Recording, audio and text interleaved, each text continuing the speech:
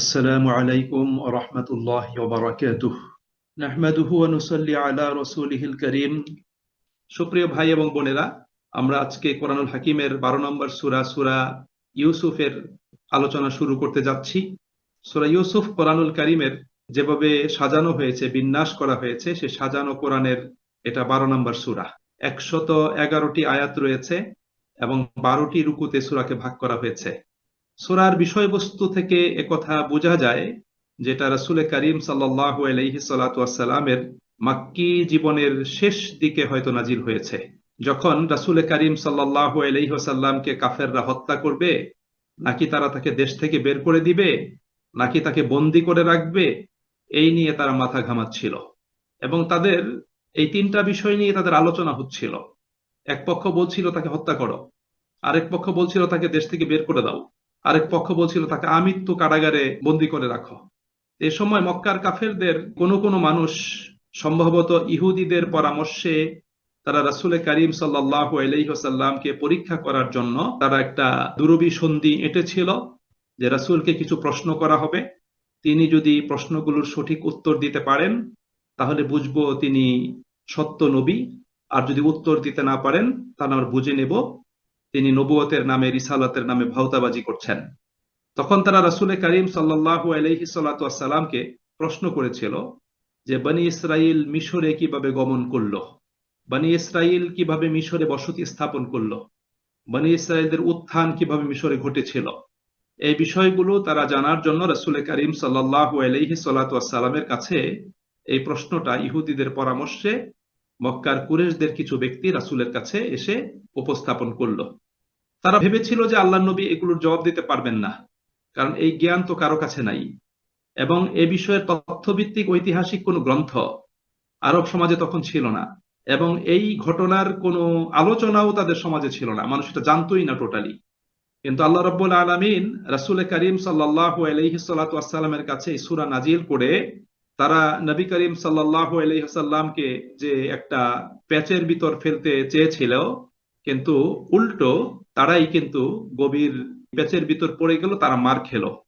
আল্লাহ রাব্বুল আলামিন এই সূরা নাজিল করে শুধু তারা যা জানতে চেয়েছিল সেটাই আল্লাহ পাক বলেন নাই, বরং এই ঘটনাকে আল্লাহ রাব্বুল আলামিন ইউসুফ আলাইহিস সালাতু ওয়াসসালামের ভাইদের মতো রাসূল করিম সাল্লাল্লাহু আলাইহি ওয়াসাল্লামের সাথে মক্কার কাফেররা যেরকম আচরণ করছিল তার সাথে একটা সাদৃশ্যপূর্ণ একটা ঘটনা, যে ইউসুফের ভাইয়েরা ইউসুফের সাথে যেমন নিকৃষ্ট আচরণ করেছিল, তাকে মেরে ফেলতে চাচ্ছিল, ঠিক মক্কার কুরেশরা তাদেরই ভাই মুহাম্মদ সাল্লাল্লাহু আলাইহি ওয়াসাল্লামের সাথে সেরকম নিকৃষ্ট আচরণ করছে, তাকে মেরে ফেলতে চাচ্ছে, তাকে দেশ থেকে বের করে দিতে চাচ্ছে, তাকে বন্দী করে রাখতে চাচ্ছে। আল্লাহ রাব্বুল আলামিন এই বিষয়টা উপস্থাপন করলেন। অর্থাৎ আল্লাহ সুবহানাহু ওয়া তাআলা এই সূরা নাজিলের মাধ্যমে রাসূল করিম সাল্লাল্লাহু আলাইহি সাল্লাতু ওয়াসসালামের নবুয়তের প্রমাণ উপস্থাপন করলেন, এবং বিরোধীদের চাহিদা অনুযায়ী আল্লাহ রাব্বুল আলামিন সেটা সরবরাহ করলেন।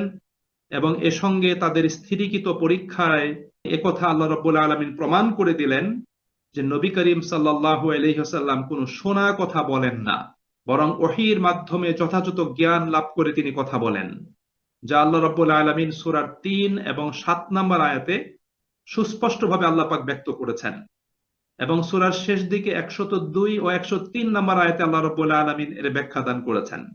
দ্বিতীয়ত, কুরেশ সর্দারদের এবং মুহাম্মদ সাল্লাল্লাহু আলাইহি ওয়াসাল্লামের মধ্যে এ সময় যে দ্বন্দ্বটা চলছিল, তার উপর ইউসুফ আলাইহিস সালাতু ওয়াসসালামের এই ভাইদের ঘটনা আলোচনা করে আল্লাহ রাব্বুল আলামিন তাদেরকে জানিয়ে দিলেন যে আজকে তোমরা মুহাম্মাদের সাথে যেরকম আচরণ করছো, ঠিক আজ থেকে প্রায় 2500 বছর আগে ইউসুফের সাথেও তার ভাইয়েরা এরকম মন্দ আচরণ করেছিল। দুটো ঘটনার সামঞ্জস্য রয়েছে, এর সাথে মিল রয়েছে, সেটা ব্যক্ত করতে গিয়ে আল্লাহ তাআলা বলেছেন যে লাকাদ কানা ফি ইউসুফা ওয়া ইখওয়াতিহি আয়াতুল লিসাইলিন। আল্লাহ বলছেন যে ইউসুফ এবং তার ভাইয়ের ঘটনাবলীর মধ্যে প্রশ্নকারীদের জন্য নিদর্শন রয়েছে। যারা প্রশ্ন করেছিল মুহাম্মদ সাল্লাল্লাহু আলাইহি ওয়াসাল্লামকে, তাদের জন্য এই ঘটনাতে সুস্পষ্ট নিদর্শন রয়েছে। এখানে আল্লাহ রাব্বুল আলামিন ইউসুফ আলাইহিস সালাতু ওয়াসসালামের এই ঘটনাটাকে মুহাম্মদ সাল্লাল্লাহু আলাইহি ওয়াসাল্লাম এবং কুরেশদের দ্বন্দ্বের উপর প্রয়োগ করে কোরআন মাজিদ সুস্পষ্টভাবে এই বিষয়টি আমাদের সামনে তুলে ধরেছে যে ইউসুফের ভাইয়েরা ইউসুফের সাথে যেরকম নিকৃষ্ট আচরণ করেছিল এবং ইউসুফকে হত্যা করতে চেয়েছিল, আল্লাহ রাব্বুল আলামিন একটা সময় সেই ইউসুফের সামনেই তার ভাইদেরকে নত শিরে দাঁড় করিয়ে দিয়েছিলেন। তারা তার মুখাপেক্ষী হয়ে গিয়েছিল এবং তার ভাইয়েরা ইউসুফের কাছে এসে বলেছিল যে তাসাদ্দাক আলাইনা ইন্নাল্লাহ ইয়াজজিল মুতাসাদ্দিকিন, যে আপনি আমাদেরকে রেশন প্রদান করুন, নিশ্চয়ই আল্লাহ রাব্বুল আলামিন সাদাকাকারীদেরকে উত্তম পুরস্কার প্রদান করবেন। আর ইউসুফ আলাইহিস সালাতু ওয়াস সালাম যখন রাষ্ট্র ক্ষমতায় পূর্ণ ক্ষমতার অধিকারী ছিলেন, তখন ভাইয়েরা যখন তার কাছে নতশিরে আসলো, তার কাছে হাত পাতলো রেশনের জন্য, খাবারের জন্য, তার অনুগ্রহ অনুকম্পা ভিক্ষা করলো, তখন কিন্তু ইউসুফ আলাইহিস সালাতু ওয়াস সালাম তার ভাইদের সেই মন্দ আচরণের জন্য তিনি প্রতিশোধ নিতে পারতেন। কিন্তু ইউসুফ আলাইহিস সালাতু ওয়াস সালাম কোনো প্রতিশোধ গ্রহণ করেন নাই, বরং তিনি সেদিন বলেছিলেন, লা তাসরিবা আলাইকুমুল ইয়াউম ইয়াগফিরুল্লাহু লাকুম ওয়া হুয়া আরহামুর রাহিমিন, তোমাদের উপর আজকে আমার আর কোনো অভিযোগ নাই। ইয়াগফিরুল্লাহু লাকুম, আল্লাহ তোমাদেরকে ক্ষমা করে দিন, আল্লাহ তাআলা সর্বোত্তম দয়ালু এবং করুণাময়। সুতরাং ইউসুফ আলাইহিস সালাতু ওয়াস সালাম কি করলেন? তাদেরকে ক্ষমা করে দিলেন। অনুরূপ ভাবে আল্লাহ রাব্বুল আলামিন রাসূল করিম সাল্লাল্লাহু আলাইহি ওয়াসাল্লামের বিষয়টা এভাবে উপস্থাপন করলেন যে সেদিন বেশি দূরে নয় যেদিন মুহাম্মাদুর রাসূলুল্লাহ সাল্লাল্লাহু আলাইহি ওয়াসাল্লাম তোমাদের উপর পূর্ণ প্রভাব লাভ করবেন এবং নিজেকে তিনি সুপ্রতিষ্ঠিত করবেন, তোমরা পরাজিত হবে এবং তোমরাও নত শিরে মুহাম্মদের সামনে তোমরা দণ্ডায়মান হবে। এবং এই সূরা নাজিলের এই ৮ থেকে ৯ বছর পরেই কিন্তু তারা নত শিরে রাসূল করিম সাল্লাল্লাহু আলাইহি ওয়াসাল্লামের সামনে দণ্ডায়মান হয়েছিল মক্কা বিজয়ের দিন।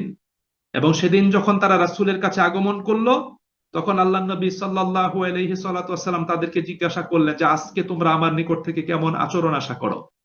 তখন আরবের কুরেশরা বলেছিল যে আখুন করিম ওয়া ইবনু আখুন করিম, যে তুমি তো আমাদের সম্মানিত ভাই এবং আমাদের সম্মানিত ভাইয়ের পুত্র, আমরা তোমার নিকট থেকে অনুগ্রহ প্রার্থনা করছি।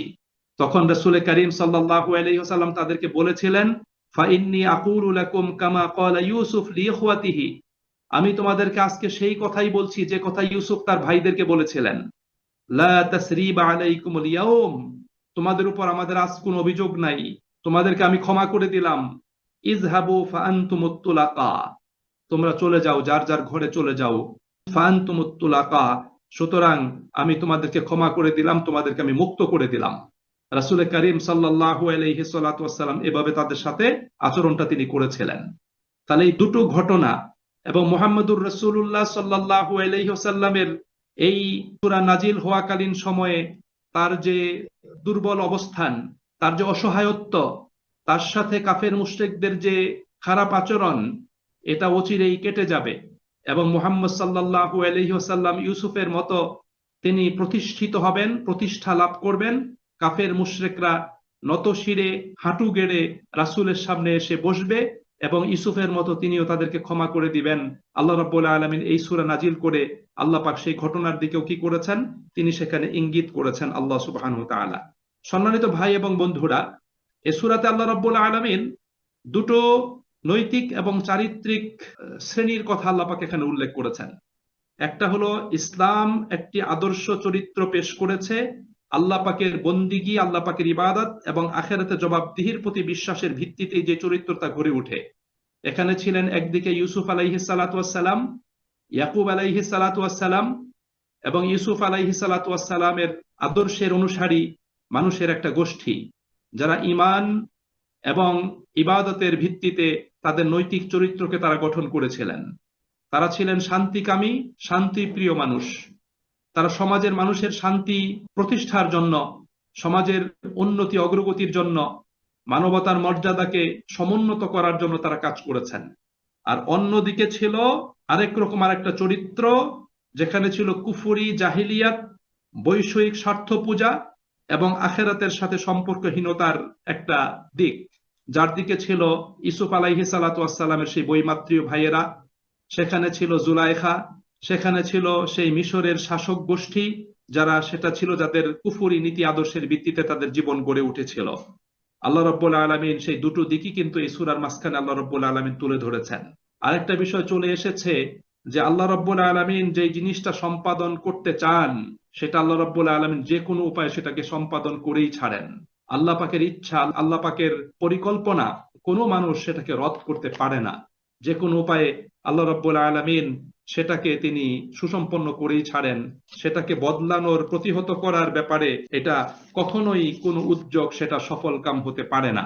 আল্লাহ রাব্বুল আলামিন সেই বিষয়টা এখানে তুলে ধরেছেন। আমরা অনেক সময় মানুষ নিজের পরিকল্পনার লক্ষ্যে একটা কাজ করে এবং মনে করতে থাকে যে সে তার তীরটা তার নির্দিষ্ট লক্ষ্য পানেই সে কি করেছে, নিক্ষেপ করেছে। কিন্তু আল্লাহ রাব্বুল আলামিন তার হাত দিয়ে তীরটাকে এমন জায়গায় নিয়ে যাবেন যেখানে সে কখনো চিন্তাই করে নাই। অর্থাৎ তার নিজের পরিকল্পনার বিরোধী এবং আল্লাহ রাব্বুল আলামিনের পরিকল্পনার পুরোপুরি বাস্তবায়ন আল্লাহ রাব্বুল আলামিন করে দিবেন। দেখেন আল্লাহ রাব্বুল আলামিন কয়েকটা জিনিস ঘটনা উল্লেখ করেছেন। যে প্রথমত ইউসুফ আলাইহিস সালাতু ওয়াস সালামের ভাই, তাদের পরিকল্পনা ছিল তাদের পথের কাঁটাকে তারা সরিয়ে দিবে, তারা ইউসুফকে হত্যা করবে। ইউসুফকে হত্যা করলে তাদের বাবার সুদৃষ্টি তাদের উপর পড়বে, বাবার নিকট থেকে অনুগ্রহ অনুকম্পা তারা লাভ করবে। এটা ছিল তাদের একটা নিজস্ব পরিকল্পনা, নিজস্ব দৃষ্টিভঙ্গি। এবং সেই খেয়াল থেকেই তারা কিন্তু ইউসুফকে হত্যা করার জন্য কূপের ভিতর নিক্ষেপ করেছিল। কিন্তু দেখুন আল্লাহ পাকের পরিকল্পনা, তারা ইউসুফকে কূপের ভিতর নিক্ষেপ করেছিল, কিন্তু সেই কূপটাই যেন ছিল ইউসুফ আলাইহিস সালাতু ওয়াস সালামের উত্থানের একটা সিঁড়ি। অর্থাৎ ইউসুফ আলাইহিস সালাতু ওয়াস সালামের উত্থানের সিঁড়ি হিসাবে আল্লাহ রাব্বুল আলামিন সেই কূপটাকে আল্লাহ পাক কি করেছেন, আগে থেকে প্রস্তুত করে রেখেছিলেন। কারণ ইউসুফকে যদি কূপে নিক্ষেপ করা না হতো তাহলে ইউসুফ আলাইহিস সালাতু ওয়াস সালাম তিনি মিশরে যেতেন না। আল্লাহ রাব্বুল আলামিন তাকে মিশরে নিয়ে যাওয়ার জন্য এই পরিকল্পনা আল্লাহ পাক বহু আগেই আল্লাহ পাক এটাকে করে রেখেছিলেন। আর তার ভাইয়েরা ইউসুফকে হত্যা করার জন্য কূপে নিক্ষেপ করেছিল, আল্লাহ পাক সেখান থেকে ইউসুফ আলাইহিস সালাতু ওয়াস সালামকে মিশরে নিয়ে আসলেন। তাহলে এখানে আল্লাহ পাকের পরিকল্পনা বাস্তবায়ন হয়েছে, মানুষের কোনো পরিকল্পনা বাস্তবায়ন হয়নি। আরেকটা বিষয় দেখেন যে আজিজের স্ত্রী ইউসুফ আলাইহিস সালাতু ওয়াস সালামকে কারাগারে পাঠিয়েছিল। আজিজের স্ত্রী ইউসুফ আলাইহিস সালামের মাধ্যমে তার অবৈধ স্বার্থ বা লালসা চরিতার্থ করতে চেয়েছিল, সে যখন ব্যর্থ হয়ে গেল, নিজে যখন লাঞ্ছিত হলো, অপমানিত হলো, ধরা পড়ে গেল, তখন সে অত্যন্ত কৌশল করে প্রভাব খাটিয়ে ইউসুফকে জেলখানায় পাঠিয়ে দিল। এবং তার জেলখানাটা ছিল এটা কোনো মেয়াদহীন কারাবাস, কোনো নির্দিষ্ট মেয়াদের কথা উল্লেখ ছিল না, তাকে জেলখানায় পাঠিয়ে দিল। কিন্তু আল্লাহ রাব্বুল আলামিন সেই জেলখানা থেকে ইউসুফ আলাইহিস সালাতু ওয়াস সালামের রাষ্ট্রীয় ক্ষমতায় আরোহণের পথটাকে সুগম করে দিলেন। এটা কিন্তু আজিজ বা আজিজের স্ত্রী বা মিশরের শাসক গোষ্ঠী, মিশরের প্রশাসন, তারা এটা কিন্তু কখনো চিন্তাও করে নাই।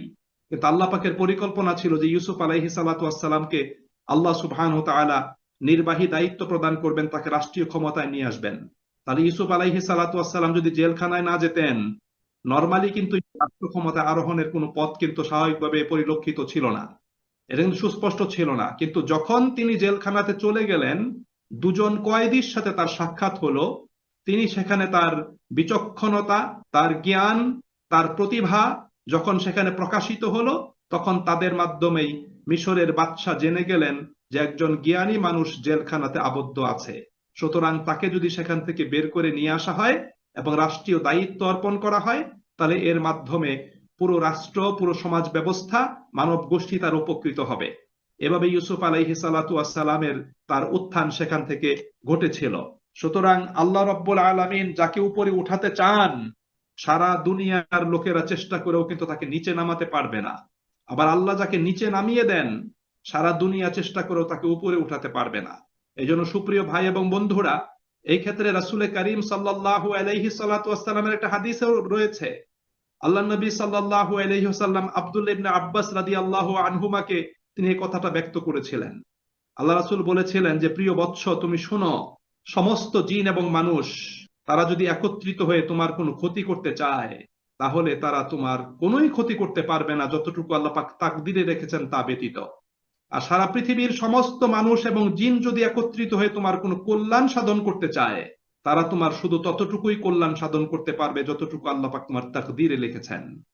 আল্লাহ রাসূল বলেছেন, আল্লাহ রাব্বুল আলামিনের লেখা কমপ্লিট হয়েছে, কলম স্টপ করা হয়েছে, কাগজগুলো শুকিয়ে গিয়েছে। একথা বলেছেন রাসূল করিম সাল্লাল্লাহু আলাইহি সাল্লাতু ওয়াস সালাম।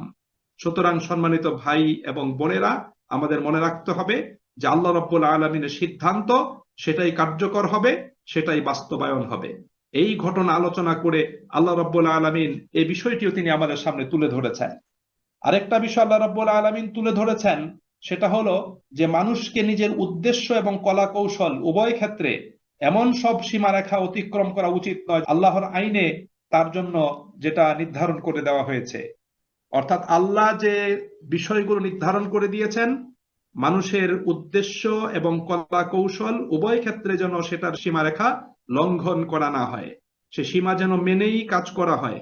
অর্থাৎ সাফল্য এবং ব্যর্থতা আল্লাহ পাকের হাতে, এটা যেন মানুষ মনে রাখে। আর দ্বিতীয়ত, এখান থেকে এই শিক্ষাটা গ্রহণ করতে হবে যে মানুষকে সবসময় আল্লাহ পাকের উপর তাওয়াক্কুল করতে হবে। ইউসুফ আলাইহিস সালাতু ওয়াসসালাম মুহূর্তের জন্য আল্লাহ পাকের উপর থেকে তাওয়াক্কুলের এখান থেকে তিনি সরে আসেন নাই, বরং তার তাওয়াক্কুলের মানদণ্ড, এর মর্যাদা, এটাকে তিনি অক্ষুণ্ণ রেখেছিলেন। আর সবচেয়ে বড় যে শিক্ষাটা রয়েছে এই সূরা থেকে, সেই শিক্ষাটা হলো একজন মুমিন ব্যক্তি যদি সত্যিকার ইসলামী চরিত্রের অধিকারী হন এবং নিজের বিজ্ঞতা এবং বিচক্ষণতার সাথে যদি তিনি কাজ করেন, তাহলে তার দ্বারা অনেক বড় কিছু করা সম্ভব। অর্থাৎ একজন মানুষ তিনি মুমিন, তার ভিতর তাকওয়া আছে, তার ভিতর বিচক্ষণতা আছে, তার ভিতর প্রজ্ঞা আছে, এই সবকিছু মিলিয়ে তিনি যদি কাজ করেন, তাহলে তিনি সাফল্যের চূড়ান্ত শিখরে আরোহণ করতে তিনি সক্ষম হবেন। আপনি খেয়াল করেন যে ইউসুফ আলাইহিস সালাতু ওয়াসসালাম পদে পদে নিজের ঈমান, নিজের সততা, নিজের তাকওয়া, একই সাথে নিজের বিচক্ষণতা, নিজের প্রজ্ঞাকে কাজে লাগিয়ে সেই তাকে নিক্ষিপ্ত সেই কূপের উপর থেকে উপরে উঠে তিনি রাষ্ট্রের সর্বোচ্চ শিখরে নিজেকে আরোহণ করাতে তিনি সক্ষম হয়েছিলেন। সম্মানিত ভাই এবং বন্ধুরা, এই বিষয়গুলো আল্লাহ রাব্বুল আলামিন এই সূরার ভিতর আলোচনা করেছেন, যার কারণে এই সূরার বিষয়বস্তুকে আল্লাহ রাব্বুল আলামিন আহসানুল কাসাস বলেছেন। সর্বোত্তম ঘটনাবলীর মধ্য থেকে অন্যতম একটা ঘটনা।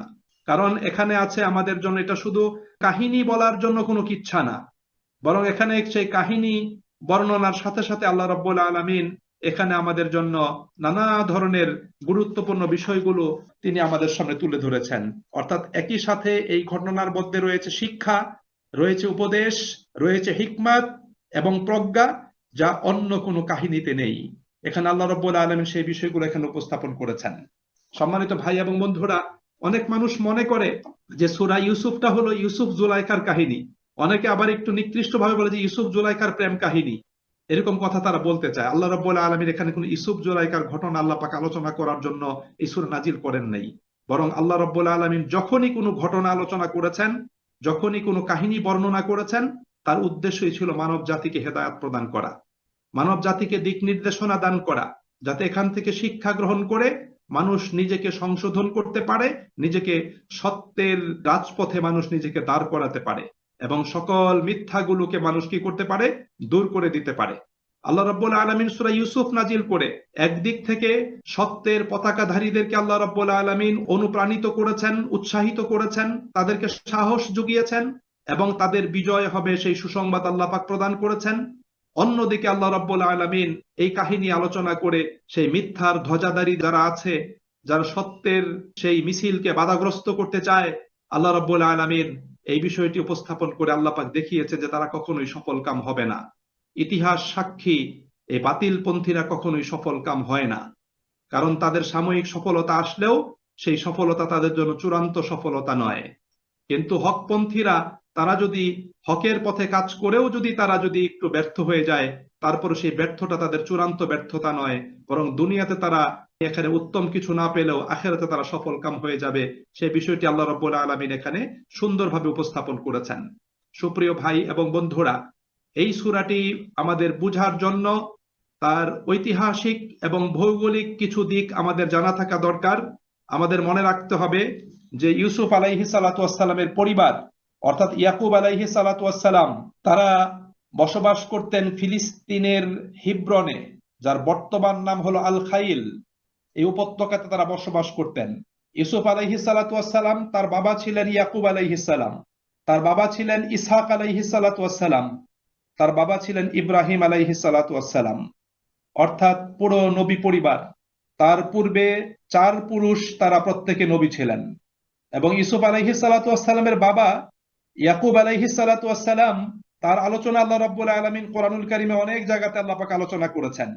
কারণ ইব্রাহিম আলাইহিস সালাতু ওয়াসসালামের বংশে ইয়াকুব আলাইহিস সালাতু ওয়াসসালাম ছিলেন একটি গুরুত্বপূর্ণ নাম। কারণ তার মাধ্যমেই পৃথিবীতে একটা মানব গোষ্ঠীর উদ্ভব হয়েছিল এবং তারা হাজার হাজার বছর ধরে তারা পৃথিবী শাসন করেছে দুর্দণ্ড প্রতাপে, সে বনি ইসরায়েল। এই জন্য ইয়াকুব আলাইহিস সালাতু ওয়াস সালামের নামটা ঐতিহাসিকভাবে একটি প্রসিদ্ধ নাম, এবং সেই ইয়াকুবই ছিলেন ইউসুফ আলাইহিস সালাতু ওয়াস সালামের পিতা। ইয়াকুবের 4 জন স্ত্রী ছিলেন। এই 4 স্ত্রীর 12টি সন্তান ছিল, 12টি পুত্র, এবং তার এক স্ত্রীর পুত্র ছিলেন ইউসুফ এবং তার ভাই বনিয়ামিন। তার এক মায়ের 2 সন্তান ছিলেন, বাকি 10 জন ছিলেন অন্য মায়েদের সন্তান। এবং সমাজে সাধারণত যেটা হয়ে থাকে যে বৈমাত্রীয় ভাই বোনদের মাঝখানে আসলে আন্তরিকতা, হৃদ্যতার অনেক সময় ঘাটতি দেখা দেয়। ইউসুফ আলাইহিস সালাতু ওয়াস সালামের ভাইদের ক্ষেত্রেও সেটাই হয়েছিল। মূলত ইউসুফ আলাইহিস সালাতু ওয়াস সালাম ছোটবেলা থেকেই তিনি উত্তম চরিত্রের অধিকারী মানুষ ছিলেন, বাবার অনুগত ছিলেন, যার কারণে বাবা তাকে একটু বেশি স্নেহ করতেন। তার আচরণ, তার চারিত্রিক মূল্যবোধ ইত্যাদির উপর ভিত্তি করে। কিন্তু এটা তার ভাইদের পছন্দ ছিল না, যার কারণে তারা তার সাথে শত্রুতা করেছিল। তো ইউসুফ আলাইহিস সালাতু ওয়াস সালাম তিনি পৃথিবীতে আগমন করেন, তার জন্ম যথাসম্ভব খ্রিস্টপূর্ব 1906 সালে, এবং এই কূপে ফেলে দেওয়া এবং ইউসুফ আলাইহিস সালাতু ওয়াস সালামের মিশরে নিত হওয়া এটা ঘটেছিল যথাসম্ভব 1890 সালের দিকে। অর্থাৎ ইউসুফ আলাইহিস সালাতু ওয়াস সালামকে যখন কূপে নিক্ষেপ করা হয়েছিল তখন তার বয়স ছিল 16-17 বছর বয়স। অর্থাৎ 16-17 বছরের কিশোর ছিলেন ইউসুফ আলাইহিস সালাতু ওয়াস সালাম। এবং কূপ থেকে যেই বাণিজ্য কাফেলাটি তাকে উঠিয়েছিল, সেই বাণিজ্য কাফেলাটা এসেছিল জর্দান থেকে, এবং জর্দান থেকে এই বাণিজ্য কাফেলাটি মিশর যাচ্ছিল। তখন মিশরে একটা রাজ পরিবার শাসন করত, যেই রাজ পরিবার তাদেরকে বলা হতো রাখাল রাজা বলা হতো তাদেরকে। অর্থাৎ তাদেরকে বলা হতো, তারা ছিল যে হিকোসিস কিংস নামে তারা পরিচিত ছিল। এই হিকোসিস কিং এরা ছিল রাখাল রাজা। এরা কিন্তু অরিজিনাল মিশরি ছিল না, এরা আরবীয় বংশোদ্ভূত ছিল। খ্রিস্টপূর্ব 2000 বছরের কাছাকাছি সময় এরা ফিলিস্তিন এবং সিরিয়া থেকে তারা মিশরে আগমন করেছিল, এবং মিশরের লোকাল লোকদেরকে পরাজিত করে মিশরের শাসন ক্ষমতা তারা গ্রহণ করেছিল, এবং নিজেদের মতো করে মিশরটাকে তারা সাজিয়েছিল। তারা কিন্তু মিশরীয়দের যে সমস্ত দেবদেবী ছিল সেগুলোকে তারা গ্রহণ করে নাই, তারা নিজেরা কিছু দেবদেবীকে নিয়ে গিয়েছিল। অর্থাৎ তারা ধর্মীয় ক্ষেত্রেও পরিবর্তন আনয়ন করেছিল। মিশরীয়দের যে অরিজিনাল দেবদেবীদের পূজা তারা করত সেগুলোকে তারা পরিবর্তন করে নিজেদের সাথে আনিত সেই সমস্ত দেবদেবীর পূজাকে তারা প্রচলন করে দিয়েছিল। এই জন্য কোরআনুল কারীম আপনারা খেয়াল করবেন যে ইউসুফ আলাইহিস সালাতু ওয়াস সালামের সময়ের শাসকদেরকে কিন্তু আল্লাহ রাব্বুল আলামিন কোরআনুল কারীমে ফেরাউন বলে নাই। আল্লাহ পাক এদেরকে ফেরাউন বলে নাই, কারণ ফেরাউন ছিল ওদের ধর্মীয় একটা উপাধি। অর্থাৎ ধর্মীয় দৃষ্টিকোণ থেকে মিশরের রাজাদেরকে ফারাও বলা হতো। যেহেতু আরবীয় বংশোদ্ভূত এই শাসক গোষ্ঠী তার আরব থেকে মিশরে গিয়েছিল, তারা ছিল অনেকটা দখলদার বাহিনীর মতো, তারা মিশরটাকে দখল করে সেখানে তাদের শাসন কার্য প্রতিষ্ঠা করেছিল। এই জন্য মিশরীয়রা তাদেরকে ফারাও বলে নাই। ইউসুফ আলাইহিস সালাতু ওয়াস সালামের সময়ের রাজাদেরকে মালিক এবং আজিজ বলা হয়েছে। এটা আপনারা খেয়াল করেছেন যে এই সূরাতে, সূরা ইউসুফের ভিতরে মালিক বলা হয়েছে বাদশাকে, এবং আজিজ বলা হয়েছে। দুটো পরিভাষা আল্লাহ রাব্বুল আলামিন ব্যবহার করেছেন। আবার মুসা আলাইহিস সালাতু ওয়াস সালামের সময়ের শাসকদেরকে ফেরাউন বলা হয়েছে, তারা ছিলেন, এটা একটা ধর্মীয় উপাধি। এই জন্য আল্লাহ রাব্বুল আলামিন এই দুটো বিষয় কিন্তু আল্লাহ সুবহানাহু ওয়া তাআলা এখানে কিন্তু সুস্পষ্টভাবে উল্লেখ করেছেন। এবং এরা যেহেতু ছিল ভিন্ন জায়গা থেকে আগত মিশরে, যার কারণে ইউসুফ আলাইহিস সালাতু ওয়াস সালামের সেই দেশে প্রতিষ্ঠা লাভ করা এবং ইউসুফ আলাইহিস সালাতু ওয়াস সালামের মাধ্যমে বনি ইসরাইলদের মিশরে অবস্থান করা, বসবাসের সুযোগ লাভ করা, এটা সহজ হয়েছিল। কারণ সেই শাসকরা তারা মনে করত যে ইউসুফ এবং বনি ইসরাইল তারা আমাদেরই আরবীয় লোক, সুতরাং তাদেরকে আমরা এখানে বসবাসের সুযোগ দান করি। এই দৃষ্টিকোণ থেকে তারা সেখানে তাদেরকে বসবাসের সুযোগ প্রদান করেছিল। এবং তখন তাদের রাজধানী ছিল মিশরের কায়রোর দক্ষিণে 14 মাইল দূরে একটা রাজধানী ছিল, তার নাম ছিল মমফিস, যার ধ্বংসাবশেষ রিসেন্টলি সেটা উদ্ধার করা হয়েছে। ধ্বংসাবশেষ এখন সেখানে পাওয়া গিয়েছে যে ইউসুফ আলাইহিস সালাতু ওয়াস সালাম সেখানে পৌঁছে সেখানে তিনি রাজত্ব করেছিলেন। আল্লাহ রাব্বুল আলামিন সেই বিষয়গুলো কিন্তু একটু একটু ইঙ্গিত এই সূরার ভিতরে আল্লাহ সুবহানাহু ওয়া তাআলা প্রদান করেছেন, যেটা আমরা এখান থেকে পেয়েছি। তো সম্মানিত ভাই এবং বন্ধুরা, সূরা ইউসুফ এটা নিছক কোনো কাহিনী বা ঘটনা নয়, বরং এই কাহিনীর মাধ্যমে, ঘটনার মাধ্যমে আল্লাহ রাব্বুল আলামিন মানব জাতিকে একটা মহাসত্যের দিকে পথ চলার যে সমস্ত বাধাগুলো অতিক্রম করে এগিয়ে যেতে হবে, সেই বিষয়টি আল্লাহ রাব্বুল আলামিন অত্যন্ত সূক্ষ্মভাবে আল্লাহ পাক এখানে উপস্থাপন করেছেন। সম্মানিত ভাই এবং বোনেরা, কোরআনুল কারীমের একটি মাত্র সূরা, সূরা ইউসুফ। এই সূরাতে আল্লাহ সুবহানাহু ওয়া তাআলা ইউসুফ আলাইহিস সালাতু ওয়াস সালামের জীবন কাহিনী সম্পর্কে, তার নবুয়তি জীবন সম্পর্কে আল্লাহ পাক বিস্তারিত আলোচনা করেছেন। কোরআনুল কারীমের আর কোথাও ইউসুফ আলাইহিস সালাতু ওয়াস সালামের এত বিস্তারিত আলোচনা নাই, বরং আরো কয়েকটা জায়গাতে শুধু ইউসুফের নামটা এসেছে, কিন্তু তার জীবন এবং নবুয়তি সময়কাল সম্পর্কে আল্লাহ রাব্বুল আলামিন আর বিস্তারিত আলোচনা করেন নাই। কিন্তু ইয়াকুব আলাইহিস সালাতু ওয়াস সালামের আলোচনা কোরআনুল কারীমের অনেক জায়গাতে আল্লাহ সুবহানাহু ওয়া তাআলা তিনি কি করেছেন, আল্লাহ পাক আলোচনা করেছেন। বাইবেলে এবং তালমুদেও ইউসুফ আলাইহিস সালাতু ওয়াস সালামের ঘটনা আলোচিত হয়েছে, বাট বাইবেল এবং তালমুদে ইউসুফ আলাইহিস সালাতু ওয়াস সালামের যে আলোচনা এসেছে সেখানে কিন্তু ওরা অনেক কিছু বিকৃত করেছে। তারা এমন কিছু পরিভাষা ব্যবহার করেছে যে পরিভাষাগুলো একজন নবীর শানে এটা বলাটা অত্যন্ত আপত্তিজনক, অপমানজনক। আমরা লক্ষ্য করি যে বাইবেলের তালমুদের অনেক বর্ণনাগুলোই নবীদের প্রতি অপমানজনক ভাষা প্রয়োগ করে তারা উপস্থাপন করেছে। যেমন বাইবেলে বলেছে যে ইউসুফ আলাইহিস সালাতু ওয়াস সালাম যে স্বপ্ন দেখেছিলেন, সেই স্বপ্ন দেখার পরে ইয়াকুব আলাইহিস সালাতু ওয়াস সালাম তাকে ধমক দিয়েছিলেন, তাকে ভর্ৎসনা করেছিলেন। এবং তালমুদে এমন ইঙ্গিত প্রদান করা হয়েছে যে স্বপ্নের কথা বলার পরে যে ইয়াকুব আলাইহিস সালাতু ওয়াস সালাম ইউসুফকে ভর্ৎসনা করে বলেছিলেন যে এখনই বুঝি তুমি আমাদের নিকট থেকে আনুগত্য কামনা করছো, বশ্যতা যাতে আমরা তোমার স্বীকার করি সেই বিষয়ে তুমি দাবি করছো, এইভাবে তাকে নিরুৎসাহিত করেছিলেন। কিন্তু কোরআনুল কারীম এই ক্ষেত্রে অত্যন্ত সুন্দরভাবে এই বিষয়টি উপস্থাপন করেছে।